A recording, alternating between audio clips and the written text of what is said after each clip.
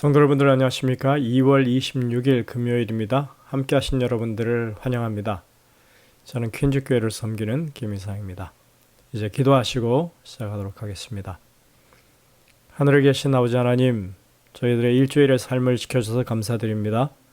또 새로 주어진 이 하루가 우리의 삶에 정말 행복하고 의미 있는 하루가 될 수 있도록 인도해 주시고 하나님의 도우심 가운데 믿음 안에 늘 굳건하게 서고 주님의 뜻을 수행하는 주의 백성들이 되게 인도하여 주시옵소서. 오늘도 이 아침에 어려운 문제를 가지고 또 육신의 고통을 가지고 주님 앞에 탄원하는 주님의 백성들을 돌아보시고 그들의 삶의 친수로 주님께서 어루만져 주셔서 그 어려움들이 해결되게 하시고 육신의 모든 아픈 것들이 낫는 그런 축복을 경험할 수 있도록 인도하여 주시옵소서. 오늘도 말씀 안에서 저희들이 다시 한번 주님의 음성을 듣길 원하오니 주의 성령께서 우리 마음에 말씀하시고 그것을 들을 수 있도록 귀를 열어 주시옵소서. 이 시간 내내 우리와 함께하여 주시옵기를 예수님의 이름으로 기도드립니다. 아멘. 네, 저희는 이번 주에 섬기고 구원하며 라고 하는 제목으로 하나님의 종에 관한 이야기들을 나누었습니다. 기억절 말씀 봅니다. 내가 붙드는 나의 종, 내 마음에 기뻐하는 자 곧 내가 택한 사람을 보라. 내가 나의 영을 그에게 주었은즉 그가 이방에 정의를 베풀리라. 이사야 42장 1절에 있는 말씀이었습니다. 종은 섬기는 사람입니다. 우리가 하나님의 종이라고 할 때 그것은 우리가 하나님을 섬기는 자라고 하는 뜻입니다. 섬긴다라고 하는 말은 상대를 위해서 봉사한다는 말입니다. 우리가 흔히들 서비스라고 말하는 그것이 바로 섬긴다는 말입니다. 우리는 하나님께 봉사하는 사람들입니다. 우리가 하나님의 일꾼으로서 일한다고 할 때 그것은 봉사를 의미하지 노동을 의미하지는 않습니다. 노동은 수고와 피로가 따르지만 봉사는 보람과 기쁨이 따릅니다. 이것이 하나님의 종들의 마음에 새겨야 할 진정한 교훈입니다. 그런데 이번 주에 우리는 이 땅에 구원을 베푸시는 메시아가 여호와의 종으로 묘사되고 있는 것을 보았습니다. 그리고 그 여호와의 종이 이 땅에 오셔서 우리를 위해서 봉사하셨다고 하는 것을 배웠습니다. 예수님은 이 땅에 오셨을 때 서로 높은 자리를 차지하겠다고 다투는 제자들을 향해서 인자에 온 것은 섬김을 받으려 함이 아니라 도리어 섬기려 하고 자기 목숨을 많은 사람의 대속물로 주려 한 것이라고 그렇게 말씀하셨습니다. 마가복음 10장 45절에 있는 말씀입니다. 유대인들은 메시아를 기대할 때 아주 강력한 통치자, 모든 권력자들 위해 뛰어난 그런 대단한 지도력을 발휘하는 왕을 기대했었는데 주님은 정작 이 땅에 오셔서 여호와의 종으로서 사람을 섬기는 것이 자신의 일이라고 말씀하신 것입니다. 하나님의 다스림은 철권으로 통치하는 것이 아닙니다. 그것은 사랑의 다스림이고 섬김의 리더십입니다. 하나님께서 아담을 창조하시고 에덴 동산에 두실 때 그때 하신 명령, 생육하고 번성하라, 땅에 충만하라, 모든 생물을 다스리라고 하셨을 때 여기서 그 다스림은 바로 사랑의 봉사를 의미했습니다. 우리가 흔히들 주지사를 가리켜서 가버너라고 부릅니다. 다스리는 사람이라고 하는 뜻이죠. 그런데 주지사는 정작 자신을 주민들 위에 군림하는 사람으로 묘사하지 않고 그 지역 주민들을 위해서 봉사하는 사람이라고 말합니다. 사실 오늘날 사람들에게 있어서 다스림이라고 하는 것은 봉사의 의미로 통하는 말입니다. 문제가 생기면 조정해주고 해결을 합니다. 분쟁이 생기면 중재하고 화해시킵니다. 이런 의미가 다스림 속에 들어있는 것입니다. 이런 다스림은 모두의 유익을 최우선적으로 우리가 생각할 때 지도자가 발휘할 수 있는 최선의 권력입니다. 능력입니다.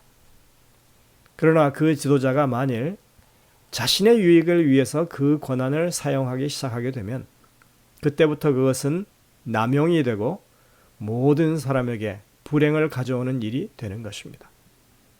예수님은 그런 의미에서 우리를 다스리는 평강의 왕으로 오셨습니다. 금요일 소재에 보면 예수님의 인격적인 면모에 대해서 설명한 말이 있습니다. 이것은 복음교역자 117쪽에 있는 말씀입니다. 한번 보시겠습니다. 영혼을 구원하는 사업에는 많은 기지와 지혜가 있어야 합니다. 구주께서는 결코 진리를 숨기지 아니하시고 항상 사랑으로 말씀하셨습니다. 그분은 다른 사람들과 교제하실 때 많은 기지를 사용하셨으며 항상 사랑과 이해심이 많으셨습니다. 무례한 행동을 하신 일도 없었고 쓸데없이 가혹한 말을 하거나 남의 감정을 상하게 하는 일이 도무지 없으셨습니다. 사람의 약점을 힐난하는 일도 없으셨습니다. 그러나 외식하는 일과 불신과 죄악은 기탄 없이 책망하십니다. 그러면서도 책망하시는 그분의 음성에는 눈물이 섞여 있었습니다. 그분은 진리를 무정한 것으로 표현하지 않으시고 언제나 그 속에 인류에 대한 깊은 사랑을 나타내 보이셨습니다. 그분의 목전에는 모든 영혼이 다 귀중했습니다. 그분은 몸에 하나님의 위엄을 지니고 있었을지라도 하나님의 가족의 각 개인에 대해서 깊은 동정심을 가지고 돌아보셨습니다. 주님께서는 각 사람을 보실 때 그들을 구원해야 할 사명이 자신에게 있음을 아셨습니다. 자, 여러분들 이 말씀을 들으시고 어떤 생각이 드십니까? 이 글 속에서 비춰지는 예수님의 모습은 인간을 위해 봉사하시는 정말 진실된 하나님의 종의 섬기는 모습입니다. 이것이야말로 진정한 지도자의 모습입니다. 이것이 바로 우리가 모본해야 할 여호와의 종의 모습입니다. 그래서 예수님은 자신을 섬기러 왔노라고 말씀하실 때 이렇게 분명하게 설명을 하고 계십니다. 마가복음 10장에 42절부터 44절에 보면 이렇게 말씀합니다. 이방인의 집권자들이 그들을 임의로 주관하고 그 고관들이 그들에게 권세를 부리는 줄을 너희가 알거니와 너희 중에는 그렇지 아니하니 너희 중에 누구든지 크고자 하는 자는 너희를 섬기는 자가 되고 너희 중에 누구든지 으뜸이 되고자 하는 자는 모든 사람의 종이 되어야 하리라. 아주 분명한 원칙이죠. 예수님이 이 땅에 오셔서 말씀하셨던 것 그대로 그렇게 행하신 것을 우리가 볼 수 있습니다. 오늘날 교회들에서 이 다스림의 원칙을 주님이 가르쳐 주신 방법대로 따른다면 교회가 얼마나 활력이 넘치고 행복한 공동체가 되겠습니까? 나만의 유익을 위해 살지 않고 다른 사람의 편의와 유익을 위해서 봉사하려는 사람이 많은 교회라면 그 교회는 이 땅에서 주님의 다스림을 받는 교회요. 모든 사람들이 정말 가슴으로 칭찬하고 존중하는 교회가 될 것입니다. 장로직이나 집사직이 명예직이 아니라 봉사직이라고 하는 것은 하나님의 다스림의 원칙을 따라서 말하는 것입니다. 그런데 아직도 많은 교회에서 장로는 군림하는 것인 줄 착각하는 분들이 있습니다. 예수님은 그것을 이방인들이 하는 일이라고 말씀하셨습니다. 하나님을 모르는 그들은 먹고 사는 일에 대한 것이 그들의 삶의 최우선적인 문제가 되지만 하나님의 백성은 하나님의 나라를 가장 먼저 앞세웁니다. 하나님의 다스림이 최우선이라고 하는 그런 말입니다. 예전에 어떤 대형 교회에서 소그룹 리더를 뽑을 때 모든 교인들 앞에서 직접 선거로 뽑는다고 하는 말을 들었습니다. 조금 심하다 싶겠지만 그 말이 의미하는 것은 소그룹 책임자, 즉 교회 선교의 책임을 맡은 사람은 사람들로부터 인정받는 사람, 열심히 봉사하고 섬기는 사람이어야 한다는 의미로 그렇게 하는 것입니다. 장로면 당연히 리더가 된다고 하는 생각은 그 교회에서 통하지 않는다고 합니다. 섬길 줄 모르는 사람, 봉사할 줄 모르는 사람은 설 자리가 없는 교회인 셈입니다. 그러나 이렇게 사람들의 인기를 얻는 그런 이유 말고 하나님 앞에서 양심적으로 다른 사람을 높이고 섬기는 것이 정말 그 마음에서부터 우러나오는 그런 사람이 된다면 무엇을 더 바랄 것이 있겠습니까? 하나님은 오늘날 그런 지도자를 찾으십니다. 이사야 42장에 보면 그런 섬김의 종을 소개합니다. 바로 예수님입니다. 내가 붙드는 나의 종, 내 마음에 기뻐하는 자, 곧 내가 택한 사람을 보라. 내가 나의 영을 그에게 주었은즉 그가 이방에 정의를 베풀리라. 그는 외치지 아니하며 목소리를 높이지 아니하며 그 소리를 거리에 들리게 하지 아니하며 상한 갈대를 꺾지 아니하며 꺼져가는 등불을 끄지 아니하고 진실로 정의를 시행할 것이며 그는 쇠하지 아니하며 낙담하지 아니하고 세상에 정의를 세우기에 이르리니 섬들이 그 교훈을 앙망하리라. 이사야 42장 1절부터 4절에 있는 말씀입니다. 우리 모두 이런 여호와의 종을, 예수님을 모본하는 사람들이 되어야 합니다. 이런 일을 함에 있어서 지금 이곳에서 말씀하고 있는 것은 성령의 임재하심이 가장 중요한 부분이라고 하는 것입니다. 메시아에 대한 예언마다 성령이 부어짐에 대한 말씀이 계속 등장합니다. 성령 하나님이 우리와 함께 하심을 우리가 굳게 믿고 그렇게 따른다면 우리에게 이러한 능력의 변화가 온다는 것입니다. 그리고 이어지는 말씀들 속에서 하나님의 능력으로 이루어질 일들에 대해서 약속하고 계십니다. 이사야 42장 6절부터 9절입니다.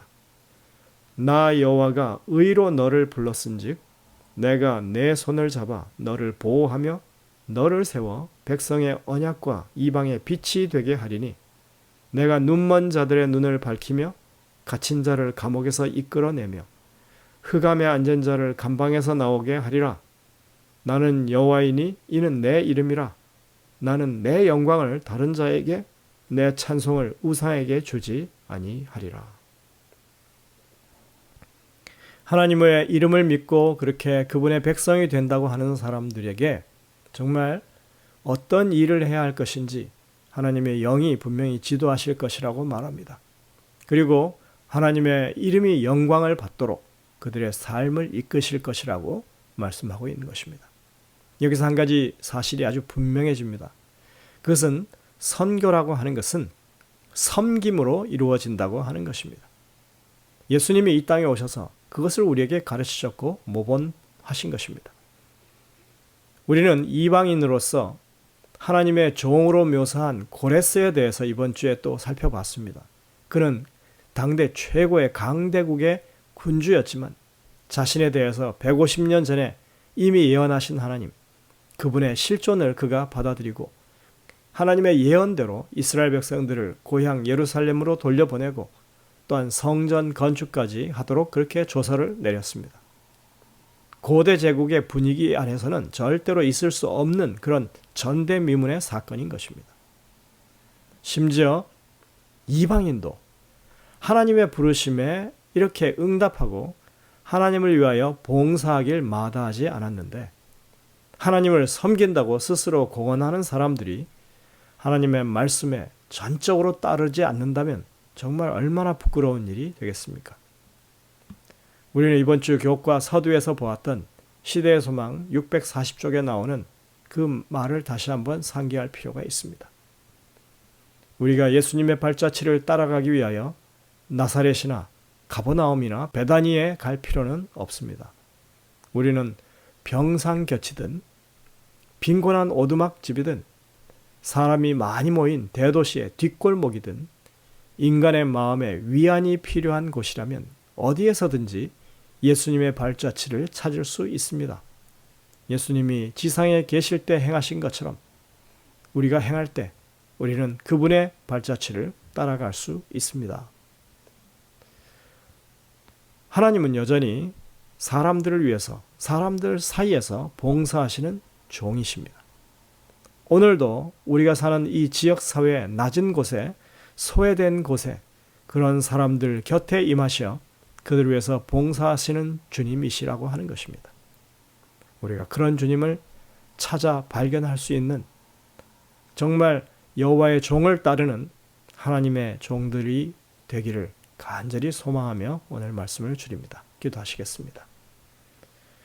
하늘에 계신 아버지 하나님, 오늘 저희들이 이번 주에 배웠던 여호와의 종의 모습, 이 땅에 메시아로 오신 예수 그리스도의 모습을 이 말씀들에 비추어서 다시 한번 확인하게 하시니 감사를 드립니다.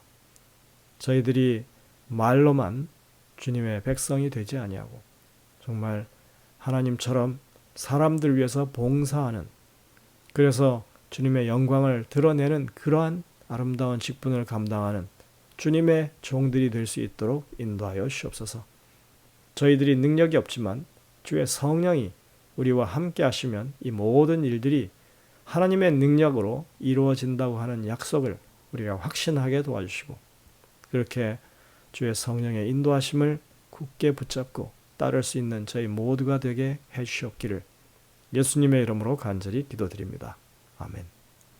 네, 여러분들 오늘도 이 주신 말씀들을 깊이 묵상하면서 주님의 음성을 듣게 되시길 바랍니다. 저희들은 다음 주 일요일에 다시 뵙겠습니다.